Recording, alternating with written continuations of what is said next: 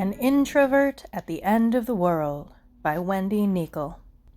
If there's one thing the zombie apocalypse taught me, the dead are easier to deal with than the living. I came to dread those days when I had to strap on my backpack full of supplies and walk to the nearest commissary. Wading through the fly-infested piles of groaning, half-rotted corpses, I'd often stumble across a zombie that still had both its legs, or that had figured out how to pull itself along on stub arms, and I'd have to stop and take care of it. Even worse, though, was running into other survivors. They'd always ramble on with small-talk pleasantries and inane questions. Like, how much of the country do you think survived? When do you think the military will clean up the carcasses rotting in the street? How should I know? Do I look like the president? I'd say, in my head. Outwardly, I'd offer a tight smile and shrug, and then I'd mutter my excuses and escape. That's why I usually took the back way to the commissary, climbing over backyard fences to avoid the open streets where the living roamed. Unfortunately, that was precisely where I ran into Joan. "Is that you, Becky?" I groaned. Maybe if I ignored her and walked stiffly, my former coworker would think I was already dead. "Oh, it is you! I knew you'd make it. I told Tom that Becky Gilroy must have made it. I remember way back before you know what.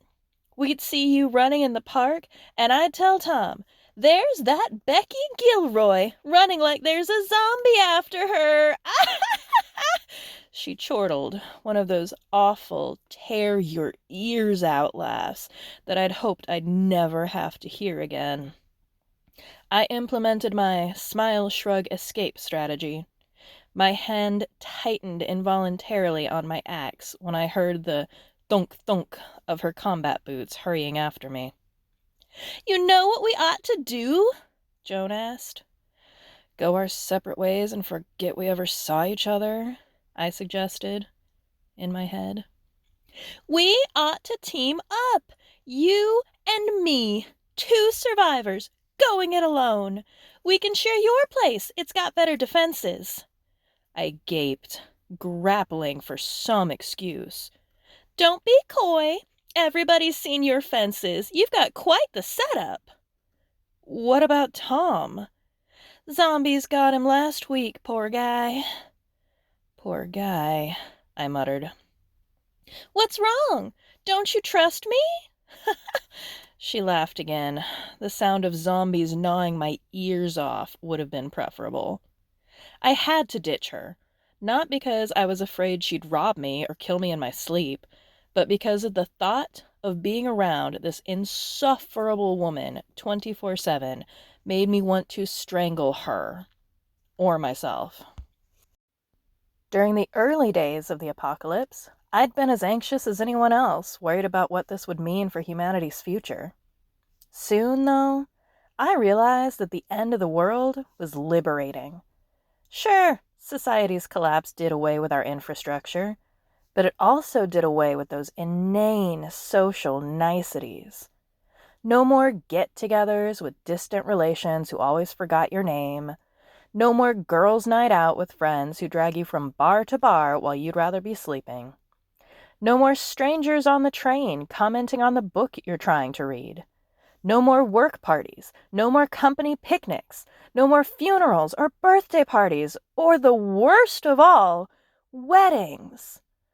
Nowadays, no one cared if I spent all day soaking in my tub, after collecting the rainwater in barrels, boiling it over a campfire, and pumping it through the window into the bathroom, of course, or all night reading by candlelight.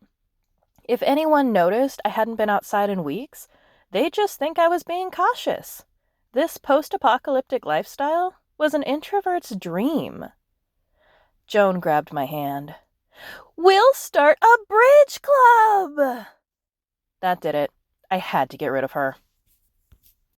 The W and L of the Walmart sign were lit up, indicating that the Air Force unit that had commandeered its inventory had opened the doors to the public for the afternoon. Before, I'd have avoided this place like the plague, but since the apocalypse, I didn't actually mind it.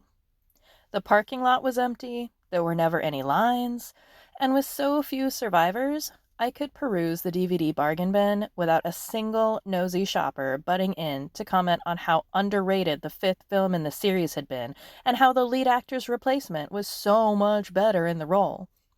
"Let's check out the DVDs," Joan said, pulling me along. "I love the bargain bins."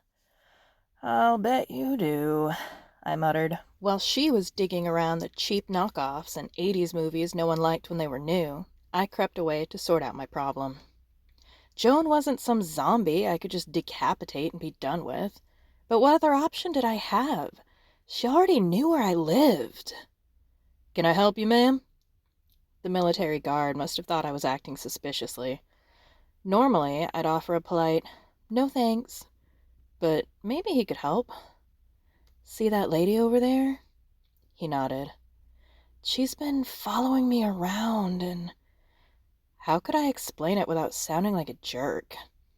"She's alone and looking for someplace to stay. Is there some sort of commune or something you could direct her to?" "Local ones at max capacity. Why can't she join you?" "We don't really get along." The man balked.